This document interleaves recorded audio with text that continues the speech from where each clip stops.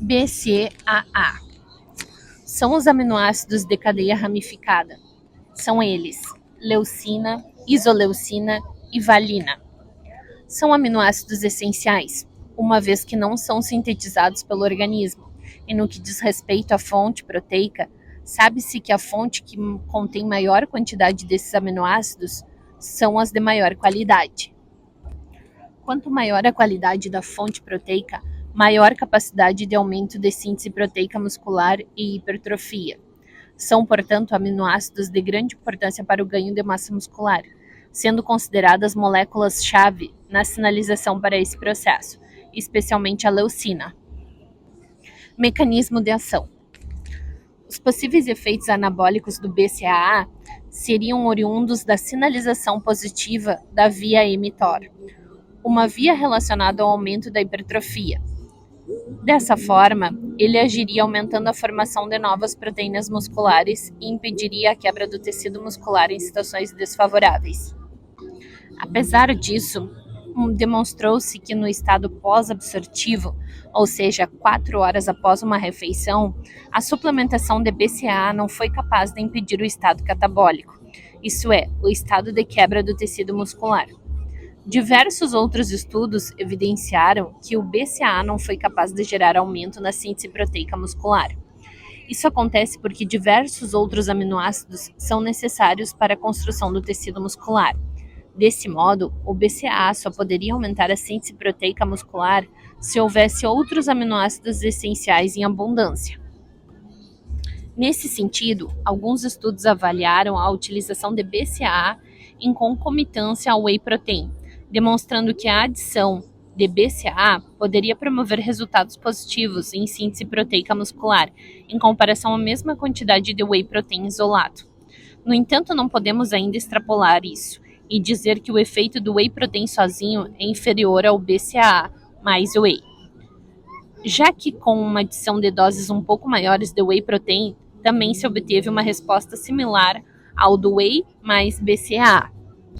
Outro ponto interessante é que em porções de alimentos como frango, ovo, peixe e carne já estão presentes os aminoácidos leucina, isoleucina e valina. Portanto, a suplementação de BCAA tornou-se muito questionável, já que 3 gramas de leucina contidos em pequenas porções de frango já são suficientes para estimular a síntese proteica máxima. Existem estudos que relacionam também suplementação de BCAA com redução da fadiga central, ou seja, a fadiga do sistema nervoso central, resultando na diminuição da capacidade de contração muscular. Isso porque o BCAA compete com o triptofano livre, que é um aminoácido que forma serotonina. O aumento da concentração de serotonina potencializa a fadiga central.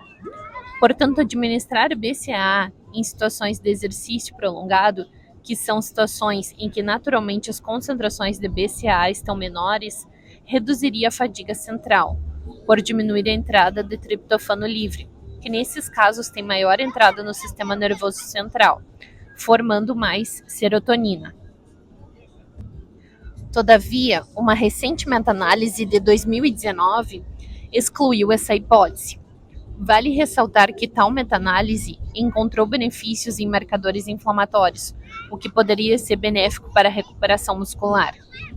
Outro efeito relatado do BCAA é a sua capacidade de diminuir o dano muscular baixo ou moderado, induzido pelo exercício com a suplementação a longo prazo, assim como a resposta inflamatória. Nesse sentido, ele poderia ser interessante para a recuperação muscular, ainda que a informação careça de novas investigações. Para provas de endurance de longa duração, o BCAA mostrou-se eficaz em alguns parâmetros, como melhora na percepção subjetiva de esforço e alguns limitadores da própria atividade aeróbica. Esses parâmetros também carecem de mais evidências, apesar de apresentarem mais consistência. Vale ressaltar que o consumo de BCAA em jejum não resultou em diferenças no balanço proteico, ou seja, na relação entre síntese e degradação de proteínas. O consumo de BCAA reduziu a síntese proteica e também a degradação, mantendo-se o estado catabólico, isto é, de quebra do tecido muscular em jejum. Isso ocorre pelo motivo discutido no início: a necessidade de outros aminoácidos essenciais para a formação de proteínas. Doses e efeitos adversos. Usualmente são utilizados 5 gramas em cada tomada de BCAA. Existem diferentes proporções de BCAA, como por exemplo 2 por 1, que faz referência à proporção de leucina, isoleucina e valina, respectivamente. Nota: é um suplemento que pode ser usado no sentido de favorecer a recuperação muscular, ou em conjunto com uma refeição sólida para simplesmente aumentar a oferta de aminoácidos daquela refeição. No entanto, considero um suplemento absolutamente dispensável.